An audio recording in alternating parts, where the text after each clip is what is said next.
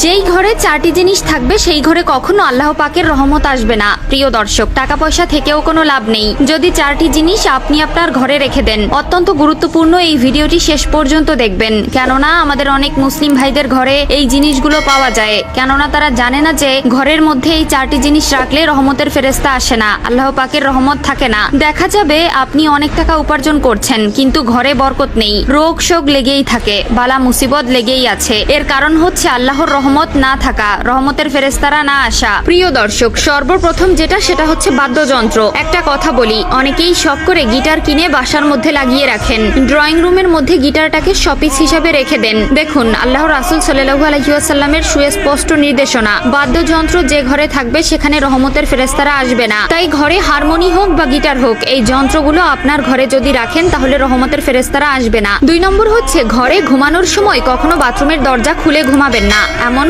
অনেক বেডরুম আছে যার সাথে বাথরুমের অ্যাক্সেস আছে এবং বাথরুমের মধ্যে টয়লেটও আছে। একটা কথা মনে রাখবেন, টয়লেট হচ্ছে এমন একটা স্থান যেখানে ময়লা স্থানগুলোতে শয়তানের বসবাস হয়ে থাকে। আর আধুনিক জামানায় ফ্ল্যাট বাড়িগুলোতে আধুনিক মাস্টার বেড বা যে সকল বেডগুলোর সাথে টয়লেটের অ্যাক্সেস আছে সেখানে রুম এবং টয়লেটের দরজা একদম খুব কাছে। তো সব সময় টয়লেট থেকে বের হয়ে দরজাটাকে আটকে রাখবেন, কোনোভাবে দরজাটা খোলা রাখবেন না। দরজা যদি খোলা রাখেন তাহলে আপনার ঘরে, আপনার ওই রুমে রহমতের ফেরেশতা আসবে না।